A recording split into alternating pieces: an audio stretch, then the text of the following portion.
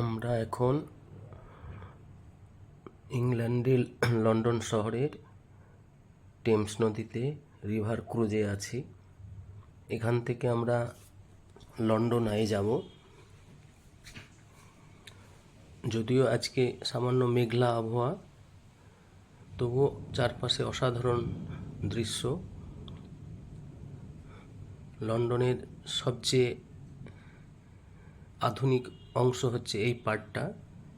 এখানে এই যে বিল্ডিংটা দেখা যাচ্ছে, এটা দুবাইয়ের যে বুর্জ খলিফা আছে তার যে স্থপতি তিনি এটা তৈরি করেছেন। চারপাশে প্রচুর আধুনিক বিল্ডিং। লন্ডন শহরে আধুনিকতার সঙ্গে ঐতিহ্যের একটা সংমিশ্রণ খুব সুন্দরভাবে দেখা যায়। প্রচুর হিস্টোরিক ঐতিহ্যবাহী বিভিন্ন পুরনো বিল্ডিংও আছে, যেমন তেমনি আধুনিক স্থাপত্যের প্রচুর নিদর্শন লন্ডনে দেখা যায়, যেটা ইউরোপিয়ান কান্ট্রিতে তুলনামূলকভাবে কম দেখেছি আমরা। ফ্রান্সে আধুনিকতার সঙ্গে ঐতিহ্যের হয়তো সংমিশ্রণ মাঝামাঝি। রোমে একেবারেই নয়, একেবারেই রোম পুরোপুরি অতীতকে নিয়ে আছে। তারা তাদের যে হেরিটেজ, সেই হেরিটেজটাকে ধরে রাখার চেষ্টা করেছে, কিন্তু লন্ডন অনেকটাই আধুনিক হয়েছে। তবে এখানে আধুনিকতার সঙ্গে ঐতিহ্যের সংমিশ্রণ খুব সুন্দরভাবে তারা সহাবস্থান করে রেখেছে। আমরা রিভার ক্রুজে, টেমস নদীতে রিভার ক্রুজে আছি। এখান থেকে আমরা লন্ডন আই যাব। সেখান থেকে লন্ডন আইটা এমন একটা নাগরদোলার মতো দেখতে অনেকটা, এবং লন্ডনের সবচেয়ে উঁচু জায়গা। ওখান থেকে গোটা লন্ডন শহরটাকে আমরা খুব সুন্দরভাবে দেখতে পাবো।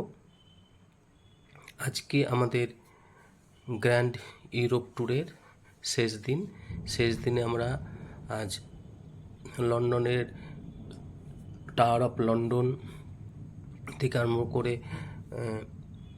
বাকিংহাম প্যালেস থেকে আরম্ভ করে আমরা এখন রিভার ক্রুজে করে চলে যাচ্ছি লন্ডন আইয়ের দিকে। লন্ডন আই দেখে আমরা ফিরে যাব।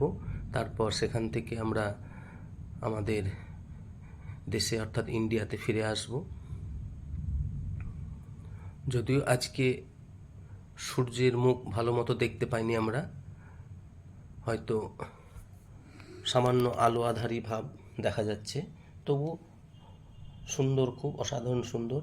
আর একটা বিষয় না বললেই নয়, লন্ডন শহরের টেমস নদীতে প্রচুর ব্রিজ আছে, অন্তত 57টা ব্রিজ আছে, যা লন্ডন শহরের দু প্রান্তকে যোগাযোগ করতে খুব সুবিধা করেছে।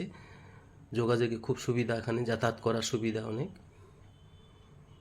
আমরা এখন চলেছি লন্ডন আইয়ের দিকে। সেখানে লন্ডন আই চাপবো আমরা। গোটা লন্ডন শহরটাকে আমরা নিজের চোখে দেখব। তারপর আমরা ফিরে আসবো আমাদের ইন্ডিয়াতে।